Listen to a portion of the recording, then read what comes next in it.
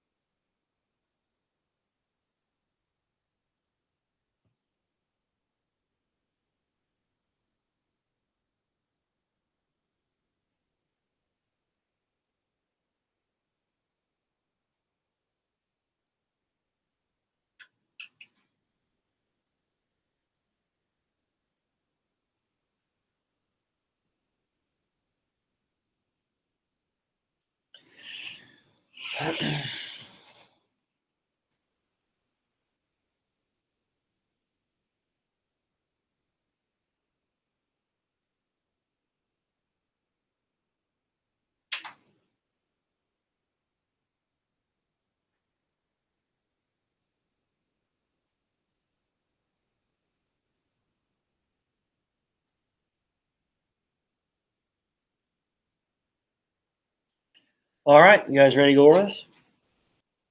Yeah? Okay. 3 ways of performing psych. What's one of them that we talked about on Friday? Anna, go ahead. What's one? Experimental. Experimental psychology. Good job. Describe that. Yep. Psychology.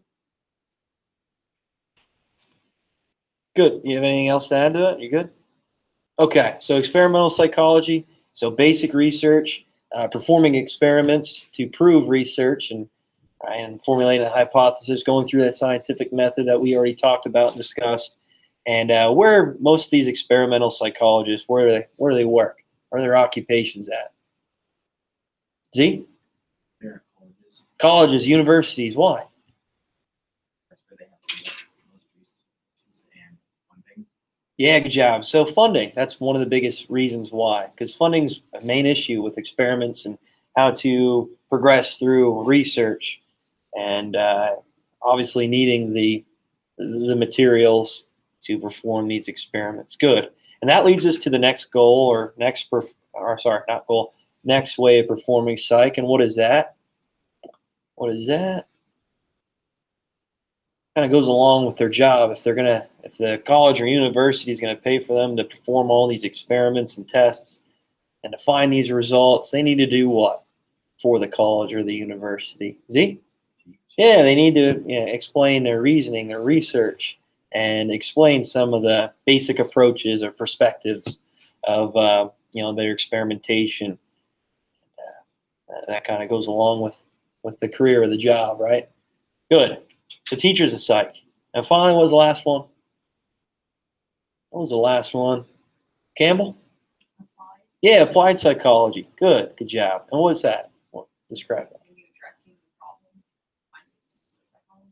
Yeah, good job. Good job. So once you go through the research, you go through the experimentation, your results are about to be published, right? And it's a way to apply that research and apply those methods.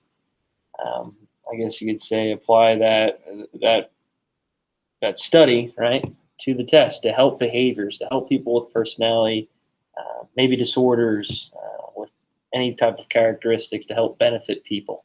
Good job. So again, experimental psychology, teachers of psych, which we talked about, and then applied psychology. So make sure you remember those 3 ways of performing psych. All right, is there any questions on that? Are we good?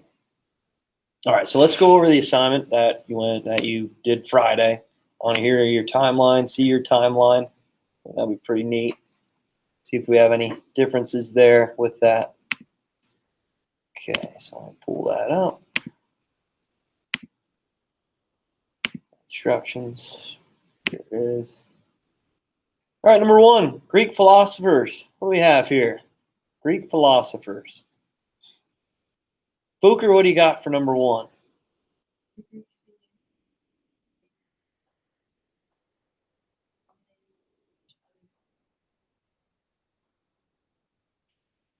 Good work. Good job. So, with Greek mythology, especially, it seemed like there was a god or goddess to explain any type of phenomenon or characteristic or personalities, behaviors, right? So, with these Greek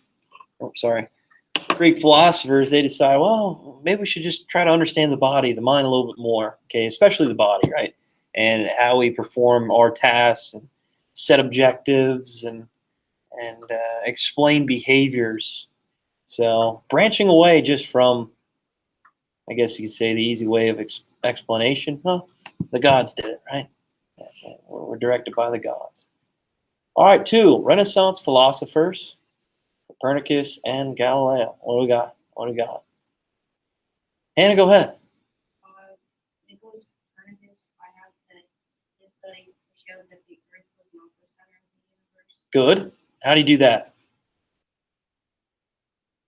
What did he use to kind of prove that? His ideology, his theory, well, his hypothesis to prove that it was correct.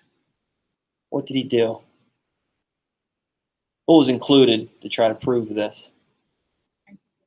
Yeah, okay, all right. And how did he prove that? With what? What did he use? What tool? The telescope, right? Yeah, okay, good job. So experimentation, that we need to try to prove our hypothesis, our reasoning behind things through experimentation, using tools that we have to explain our reasoning. Good. What about Galileo? I think he was kind of following around the same issues there. So again, a lot of this has to do, these Renaissance philosophers, is using experimentation, okay, proving our hypothesis with experimentation. All right, 3, Descartes, Rene. Let's just say Rene. What do you got, Z? He disagreed with the idea of dualism, where the mind and body are separate and distinct. He believed that there was a link between mind and body. He was reason that the mind controlled the body's movements, sensations, and perceptions. Good work. So dualism, right? He's saying, you know what? The mind and the body work together. Okay, they're not two separate entities. Okay, the mind and the body work together to try to achieve, okay, any type of movement, behavior, characteristic, right? So the mind and the body work together. Okay, there's a nervous system there, right? Okay, with sensory information, with motor neurons telling our body to move in certain situations or experiences. Good job. All right, and then 4, create a timeline showing major events. Okay, what do you have here? Campbell, what do you got for 4? One of them in 1879, first psychology law was established. Good job. Who did that? Someone in Germany. Okay, we're going to talk about him today, actually. So maybe we should save it. So you don't know his name? No. Okay, all right, sounds good. Sounds good. He comes up with the idea of structuralism, right? We're going to explain that a little bit more today. So good job bringing that up. Kind of leads into the lesson. Good. All right, what else do you have here? Booker, what do you have for a timeline event? You didn't see that question. Wait, didn't it appear for you? No, it was on the second page. Oh, was there a page break there? I'm sorry. My bad. Z, you have anything? No. Hannah? In 1883, the first American polyglot. All right, we're going to talk about him today, too. Wow, look at that. Cool. Do you know his name? Stanley. Okay, we're going to talk about William James. All right, William James. Okay, good. All right, so that timeline event. So Booker, Z, just come up with something then. All right, just look into it, do some research onto it, just so that we all completed the assignment. All right, sorry about the page break. I didn't try to do that. All right, obviously, there's more events that you could have put there, but those are 2 biggest ones I was looking for, and you guys hit them. That's good. All right, so moving on today. Vocab. How about I give you a little bit of time to work on vocab? I know there's a lot of terms, and there's a lot of psychologists as well at the bottom of the page I'd like you to know. Okay, I'm thinking maybe a quiz, maybe next week sometime. Does that work? I'll let you know a little bit more when we get to it. Okay, towards the end of the week, I'll let you know about it more. All right, so maybe a quiz next week. All right, I'll give you, 3-4 minutes to work on some vocab.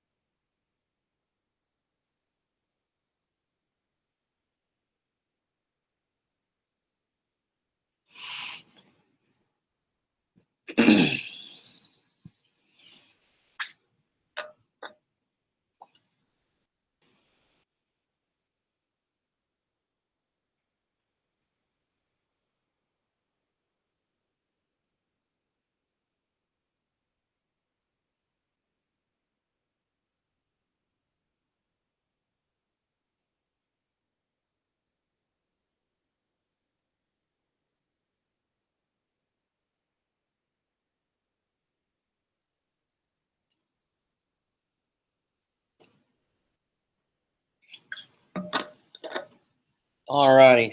So try to finish the one you're on, and I'd like you to open up your PDF, your textbook, to page 15. It's page 27 for the PDF. And you're going to start at historical approaches. So you're going to read structuralism, you're going to read functionalism,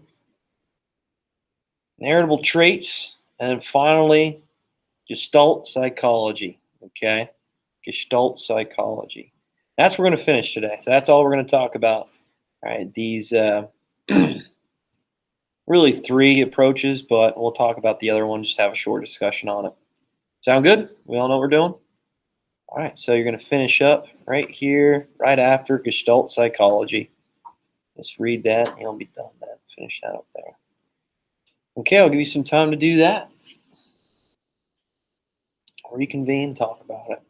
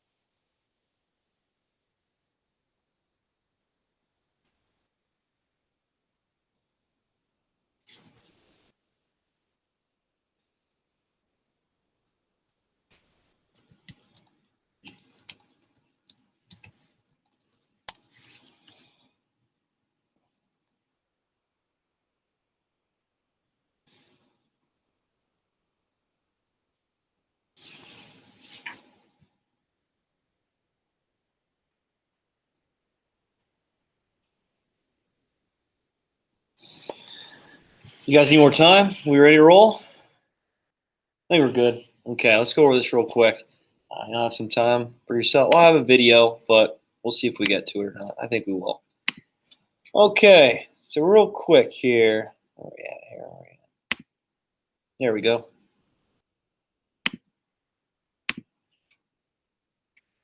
So we left off talking about the origins of psychology, the 3 ways of performing psych, and it really ends with just psychology being respected more as a social science, all right? Even today, there's more career paths opening up, occupations opening up, dealing with psychology and trying to help benefit workers, help benefit people within society. And anymore, it's just an advanced field. There's more occupations, career paths, like I mentioned before. So towards, I don't know, maybe towards the end of the week, I'll have an assignment here for you where you'll have to do a presentation on a career path that you think would be interesting. And this might help you, maybe in your future. This might be something that might be interesting for you to follow, or maybe study a little bit more if you want to go to college, or maybe a career path that you're interested in. So towards the end of the week, maybe tomorrow, I don't know yet, we'll see. I'll have that assignment there for you, and I'll give you some time to work on that, obviously. Okay, so we got to start somewhere, though, and we're going to start where psychology is first being respected as a social science. And we can really thank Renee, right, with that idea of dualism and the mind and the body working together to complete tasks and to explain behavior, things like that. So with structuralism, all right. So Campbell, you talked about this with your timeline. I'm glad you brought it up. And Wilhelm Wundt, okay, he's respected and believed to be the father of psychology. Okay, the main reason is because what do you think he used to explain his idea of psych? What did he use, you think? We went over it on Thursday, I believe, Friday. That's scientific method, right? Yeah, good job. So the scientific method, he was explaining that research, experimentation needs to be included to try to explain behavior. Okay, explain why the body, the mind do what they do. Okay, why people act the way they do. Okay, so structuralism was created. And Wilhelm Wundt wanted to try to come up with an idea to explain psychology. Right? He wanted to come up with certain principles to explain psychology, if that makes sense. So we know chemistry. What do they have to explain some of these elements? What do they use in chemistry? What does Mr. Smeltz probably has in his classroom? I know he does. It seems like every chemistry teacher does. A big poster on the wall. Anybody know? What is that table called? Go ahead, Hannah. The periodic table. Yeah, the periodic table. Good. Good job. You know what Gold's element name is called? No? This is a funny one. You should tell him, Mr. Smeltz, if he doesn't know it. Campbell, do you know for gold? AU, quit stealing my gold. Do you get it? Oh, that's a good one. That's a good one. My chemistry teacher used to say it all the time. AU, quit stealing my gold. There you go. So yeah, so he wanted to come up with these principles, okay, of explaining psychology, okay, these elements that describe it, okay, that we can place these principles and understand psych at a different level, okay, almost like a universal principles, okay, guidelines to follow with psychology. It's hard to do though, right? Why was it so hard for him to do in 1870s? What do you think? What do you think? With every science, you're kind of limited to what? The technology that's presented at that time period. I think we all can agree to that, especially with psychology. How do you study the mind? Oh yeah, it's just chop this guy's head off and analyze his brain. No, I'm just kidding. But in a way, that's kind of what they did, right? Especially with animals and things like that. It's unbelievable. But again, with physics, right? Fundamental laws. Okay, there's many guidelines, principles that scientists follow, and that's what Wilhelm Wundt wanted to do. That's what his goal was. And I kind of went over it already with this slide here, right? So one of the biggest things, though, that he came up with to explain these principles was introspection. What is introspection? I think you read about it. Well, you should have. You take note what introspection was?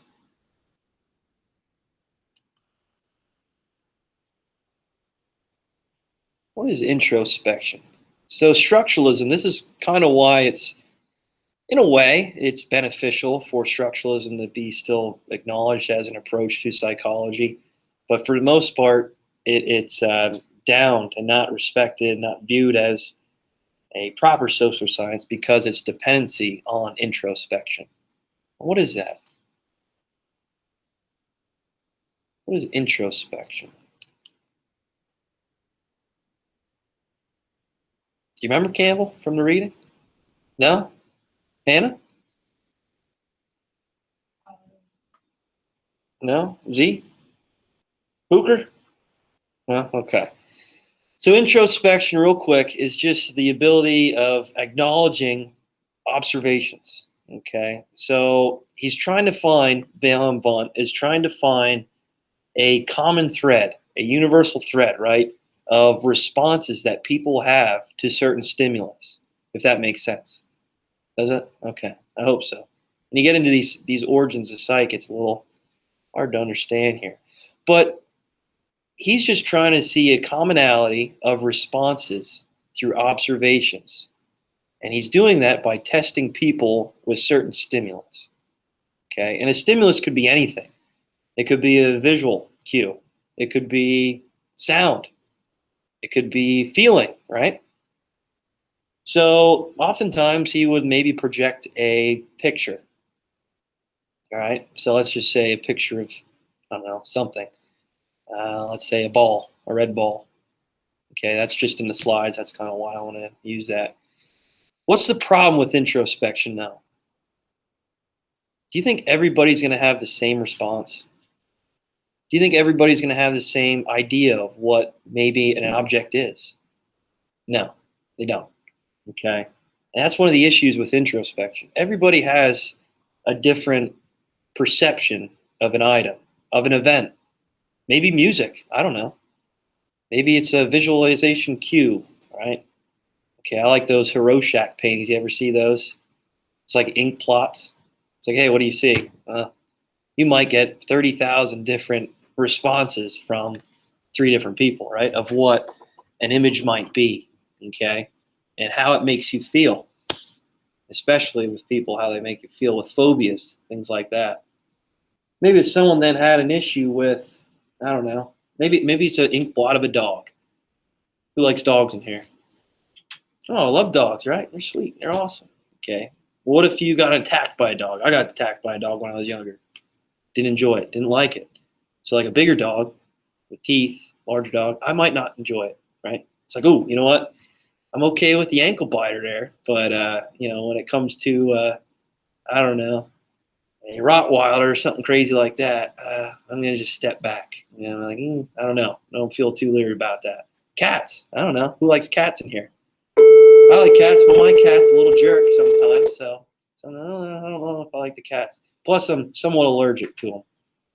So pets aren't my strong suit, I guess. I don't know. So you see what I'm getting at with introspection, right? Everybody's response, everybody's idea of a certain stimulus might be totally different. I think we all can agree that with food. We probably don't all like the same food. Does everybody like sushi in here?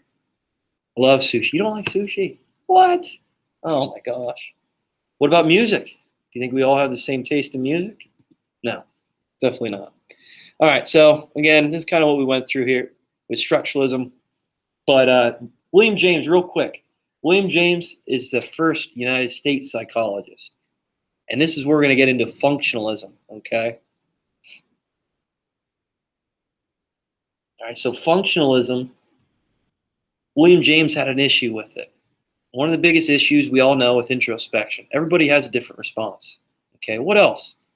Where do you think Wilhelm Wundt did a lot of his research, a lot of his experimentation? What do you think? Was it in a natural setting? No, it's always in a laboratory, right? It's always in a laboratory. So William James critiqued Wilhelm Wundt and said, hey, all your research, all your observations, all your experimentation is done within a laboratory, right? There's no natural observation here. People know they're being given a stimulus and they have to respond to it, right? People know that it's not actually a naturalistic setting, so they might act differently, respond differently, depending on what is presented to them. I think we all can agree to that too, right? If someone's watching us perform a task, they might do it a little differently than what we do normally if no one's watching. Okay. So with functionalism, real quick, okay, I had an example of an introspection, but we all know what it is, right? I was just going to see your responses to this red ball. Okay, I was going to see your responses to this duck. I hate ducks, by the way. I got chased by a duck when I was younger around a pond. I'm like, oh gosh, this thing's scary, nipping at me and everything. Ugh. But anyway, with functionalism, real quick. So functionalism, all right, this is this idea that we're not looking at the structures of psychology. We're not just focused in a laboratory setting. We're more focused with the functions of psychology, okay? How we can maybe understand psychology and fitting with our everyday lifestyle, okay? With our planning, our scheduling, okay? How we adapt to our environment. How we respond to certain stimulus in our everyday life, rather than just being tested in a laboratory. How to respond in everyday life. Okay, how do we react to a bad grade on a test? How do we react in an everyday setting? Okay, going to school, coming home, making food for ourselves, right? Playing video games if we feel comfortable at home. I don't know, something along those lines.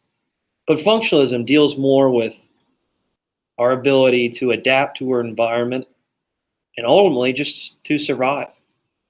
Okay, what characteristics, personality traits that we have to try to live in our life? Right? How do we try to learn and understand the world around us to help benefit us to move in the right direction? And this is where we see evolutionary psychology, which we're going to talk about more when we get to contemporary approaches, be included in functionalism.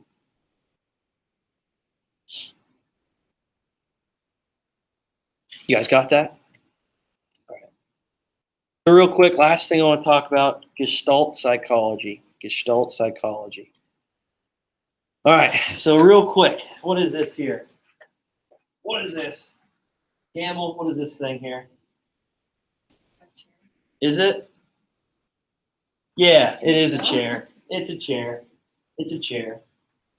Okay, so Gestalt psychology is looking at all the parts and picking out its whole. Is this just a chair, though? What else is included? Oh, we know this. Just look at it. What else is included? Like art? Yeah, what's down here? A wheel, right? Okay. We see some legs. We see some arm here. We see two arms here. We see a headrest, back, back into it. Yeah, there's a lot of different parts to it, right? Pedal here, pretty neat. Sometimes I forget I have it on. I fly back and I almost fall off my chair. But yeah, Gestalt psychology, real quick, guys, it's just the sum of all the parts. Okay, we don't focus on the individual parts when we're describing something. Right? We know this as a chair. Okay, but it's just, there's more than this to just a chair. There's wheels to it. There's backing to it. There's arms. Okay, there's legs. Right? There's cool little knobs on it to go up and down. I like to play on it every now and then, just going up and down. When I'm listening to some music or something. Yeah. Yeah. So it's the whole. Okay, it's focusing on the whole. And we're going to talk about some of the laws of proximity, laws of similarity. There's a lot of different laws within Gestalt psychology that right now I just can't think of. And the ability to understand and grouping certain people, right, especially in social groups together, animals, right? What is a flock of geese called? Good question here. Might be an extra credit point. What is it? Does anyone know? It's a gaggle of geese, right? Yeah, so how we group things together. Okay, even though we all know they're geese, there's multiple geese in that. And that grouping, it's a gaggle of geese. How we understand grouping together, okay? And understanding pairs, right? How we pair things together. And that all fits, especially within the architecture of of everything we look at and visualize. Right? Architecture especially, how we group things together and try to form the ability to make conceptions and thoughts of just pictures. Okay, advertisement definitely does it, right? So real quick, here's just an example of Gestalt psychology. What is that supposed to be? I get so many different responses to it, but I see it as, well, what do you see as it, Campbell? Don't think about it too much. You don't know? No. Oh, come on. What does it look like? I can't tell. Gestalt. Yeah, I don't even have a guess. Oh my gosh. Z? An elephant. An elephant head. Okay, yeah. So here's the trunk. Here's the tusks, right? Here's the big old ear on it, the eye. Okay. And some people say parrot. I guess I can see it. Here's the tail. Here's the wings coming back. And like the head just kind of a perch. But with that Gestalt psychology, we see that as an elephant head. That's kind of what I see. That's what everybody visualizes, I think. And the individual parts of it, there's a lot of different parts in it. Okay, we see the X's, right? Okay, we see the O's. I guess you'd say circle, I don't know. O's, zeros, whatever. Has the I's. And then the T's. There's T's here. I don't know if you noticed it. Maybe not. Okay, maybe not. But when you first visualize it, you want to picture and see something that makes sense to you, right? You don't focus on the individual parts, just like this with the chair. You didn't say, oh, that's, I don't know how many wheels. There's wheels on, there's wheels, legs, arms. No, it's a chair, right? It's a chair. That makes sense. All right, so real quick, 6 design principles. I have an activity for you, but we'll just do it tomorrow, okay? How about no homework? It's a Monday. The Packers just lost. Unbelievable. But we have the 6 design principles. Figuring ground. Here's a good example of figuring ground. What's this up here? Is there 2 faces or a vase? I don't know. You figure it out, okay? Depends how the way you look at it. Similarity. Okay, looking at the picture there with the circles that are blacked out and are white. Okay, I'll go over it tomorrow. See you guys later. Have a good one. Take care. Remember, structuralism, functionalism. All right, William James, Wilhelm Wundt, introspection, Gestalt psychology. I know there's a lot. And Z, Han are like, yep, see, I'm out. Take care, guys. Have a good one.